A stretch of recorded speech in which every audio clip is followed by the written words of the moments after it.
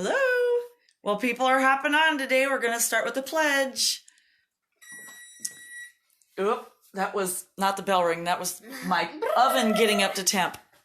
I pledge allegiance to the flag of the United States of America and to the republic for which it stands, one nation under God, indivisible, with liberty and justice for all. God grant me the serenity to accept the things I cannot change, the courage to change the things I can, and the wisdom to know the difference. Howdy, guys. Hi. I told the boys, more baking projects. So here's what we got going on today. Every week. And we're going to try.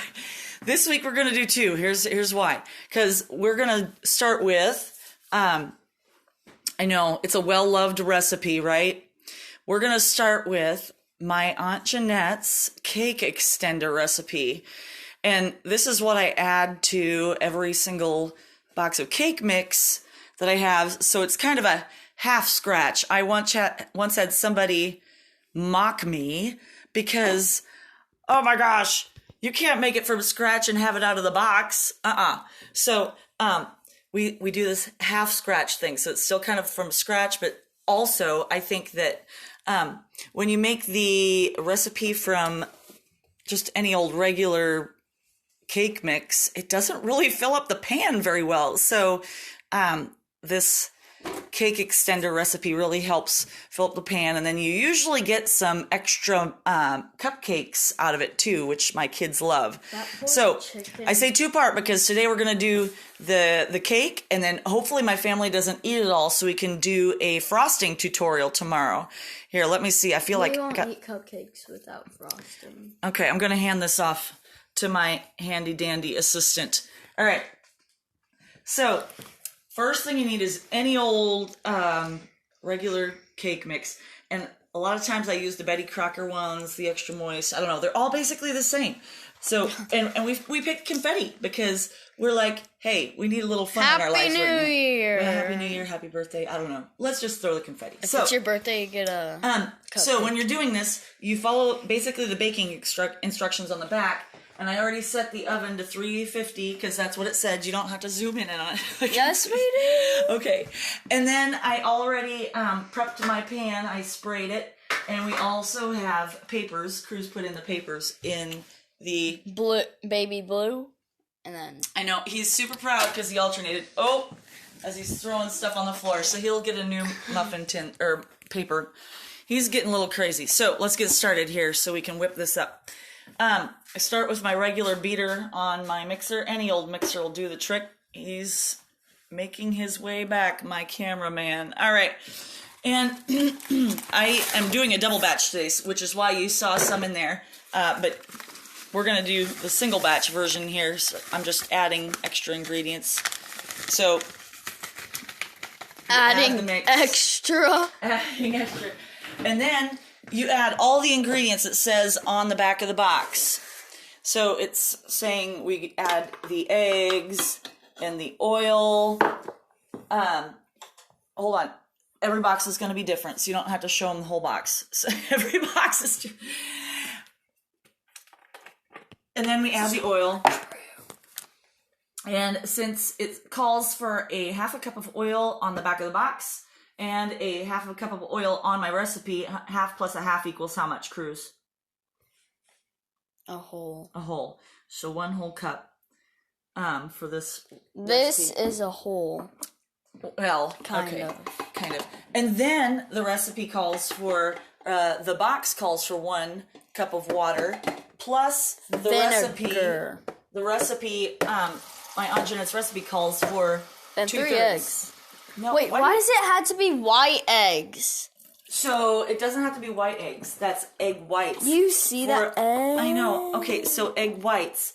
The reason why they say that is because then you can separate the egg yolk out of the... yeah, I know it. Okay. Oh, okay. So we're going to start that stirring while we add the next things. So also calls for an extra cup of flour. And that's a half a cup measuring cup, so I'm going to add 2. And then it calls for sugar. 3/4 of a cup of sugar, so we're going to add that. And then it also calls for a little extra baking powder. So we're going to add that. So we got flour, baking powder, sugar, water, oil. And it's kind of important to not overbeat the mix or else it kills the baking powder. Real quick, I'm going to scrape the side of the pan. Remember, we do not like to do dishes. I don't like to do extra dishes. So I scrape it out with the beater real quick and get to the bottom, get all the good stuff off the bottom so we don't have any extra chunks. As he's flipping the camera around again. Okay. Don't be surprised if we get whiplash. Don't get whiplash with the camera. All right. And honestly, that's it. I'm going to make sure we scrape it out when we take off the beater. Hold on. I'm going to take off the beater. Funfetti. That's what they call that, right? Funfetti cake.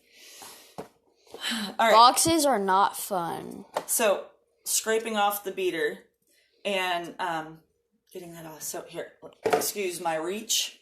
All right. Real quick, I want to talk about this little gadget. This is wet. I soaked it. I thoroughly soaked it before we started. Here's a trick that bakers use.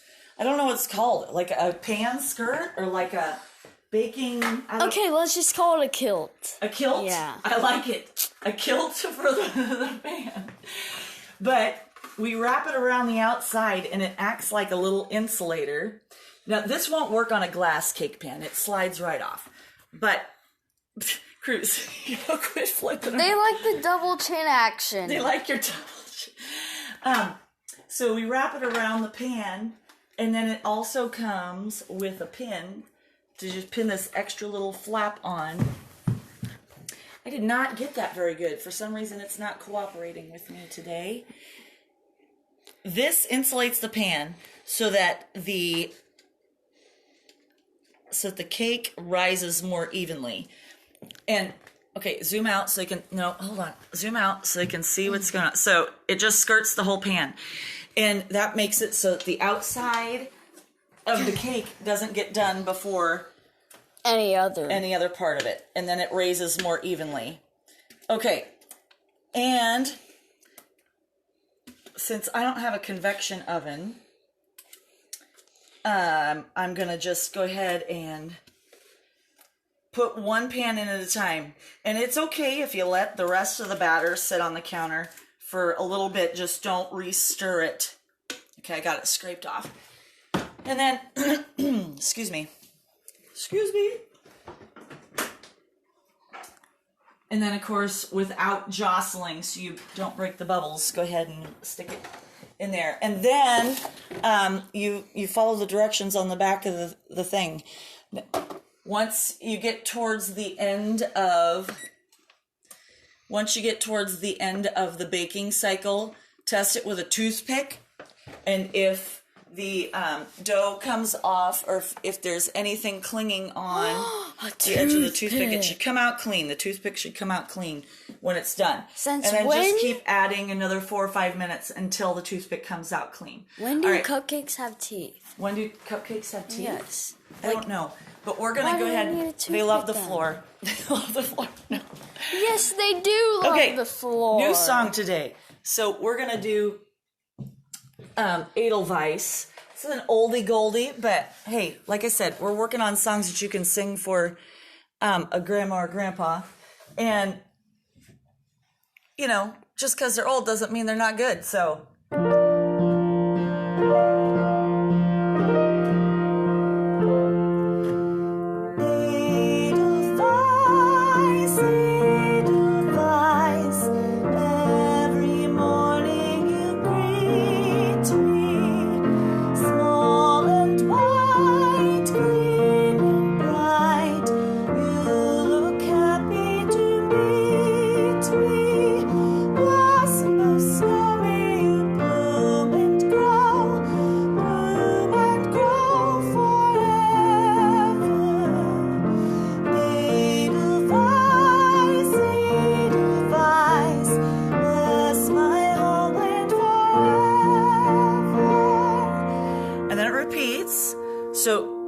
sing it with me this time.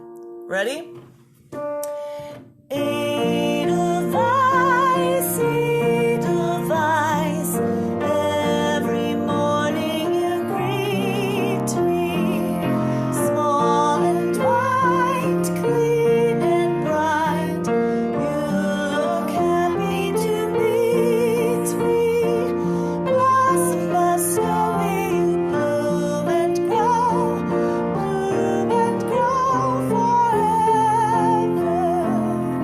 Edelweiss, Edelweiss, bless my homeland forever.